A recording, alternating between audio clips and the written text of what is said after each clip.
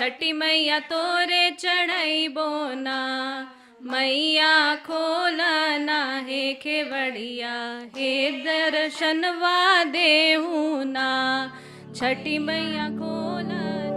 भारत में छठ सूर्योपासना के लिए प्रसिद्ध पर्व है। मूलतः सूर्य षष्ठी व्रत होने के कारण इसे छठ कहा गया है। यह पर्व वर्ष में 2 बार मनाया जाता है, पहली बार चैत में और दूसरी बार कार्तिक में। चैत शुक्ल पक्ष षष्ठी पर मनाए जाने वाले छठ पर्व को चैती छठ व कार्तिक शुक्ल पक्ष षष्ठी पर मनाए जाने वाले पर्व को कार्तिकी छठ कहा जाता है।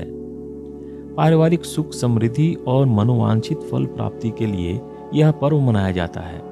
स्त्री और पुरुष समान रूप से इस पर्व को मनाते हैं। छठ व्रत के संबंध में अनेक कथाएं प्रचलित हैं। उनमें से एक कथा के अनुसार जब पांडव अपना सारा राजपाट जुए में हार गए, तब श्री कृष्ण द्वारा बताए जाने पर द्रौपदी ने छठ व्रत रखा। तब उनकी मनोकामनाएं पूरी हुई तथा पांडवों को उसका राजपाट वापस मिला।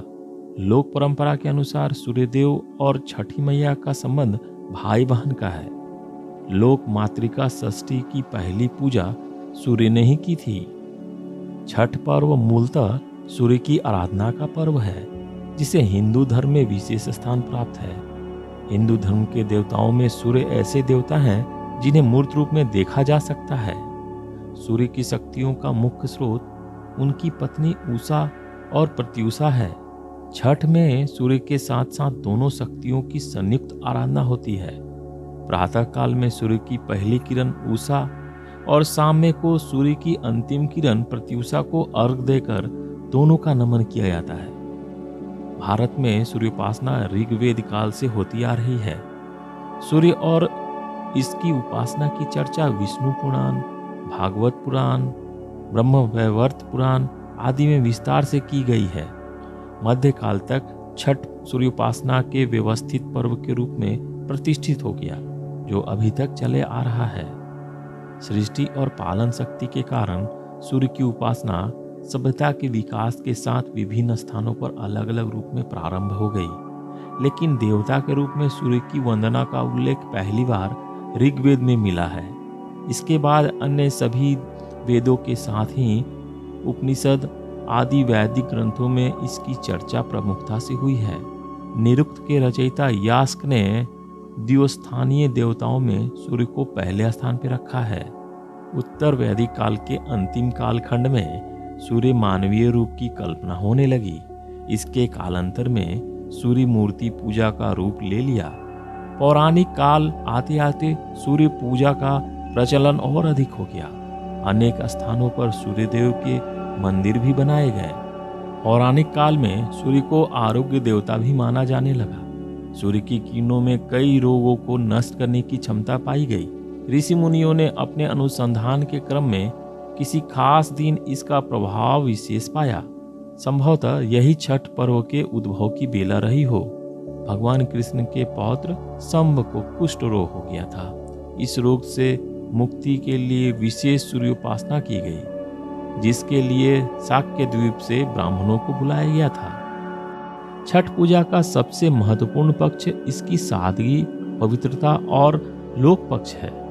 भक्ति और आध्यात्म से परिपूर्ण इस पर्व में बांस निर्मित सूप, टोकरी, मिट्टी के बर्तनों, गन्ने का रस, गुड़, चावल और गेहूं से निर्मित प्रसाद और सुमधुर लोक गीतों से युक्त होकर लोक जीवन की भरपूर मिठास का प्रसार करता है। शास्त्रों से अलग यह जन सामान्य द्वारा अपने रीति रिवाजों के रंगों में गढ़ी गई उपासना पद्धति है। इसके केंद्र में वेद पुराण जैसे धर्म ग्रंथ न होकर किसान और ग्रामीण जीवन है। इस व्रत के लिए न विशेष धन की आवश्यकता है, न पुरोहित की। जरूरत पड़ी तो पास पड़ोस के सहयोग की, जो अपनी सेवाओं के साथ सहर्ष और कृतज्ञता पूर्वक प्रस्तुत रहता है। इस उत्सव के लिए जनता स्वयं अपने सामूहिक अभियान संगठित करती है। नगरों की सफाई, व्रतियों के गुजरने वाले रास्तों का प्रबंधन, तालाब या नदी किनारे अर्घदान की उपयुक्त व्यवस्था के लिए समाज सरकार के सहयोग की राह नहीं देखता। इस उत्सव में खरना के उत्सव से लेकर अर्घदान तक समाज की अनिवार्य उपस्थिति बनी रहती है। यह सामान्य और गरीब जनता के अपने दैनिक जीवन की मुश्किलों को भरपूर सेवा भाव और भक्ति भाव से किए गए सामूहिक कर्म का विराट और भव्य प्रदर्शन है। यह पर्व 4 दिनों का है। पहले दिन सेंधा नमक घी से बना हुआ अरवा चावल और कद्दू की सब्जी प्रसाद के रूप में ली जाती है। अगले दिन से उपवास आरंभ होता है।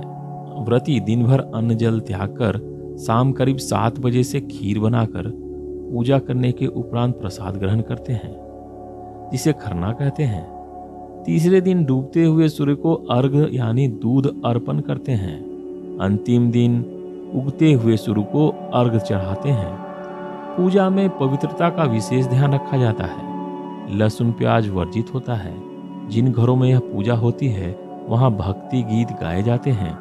अंत में लोगों को पूजा का प्रसाद दिया जाता है।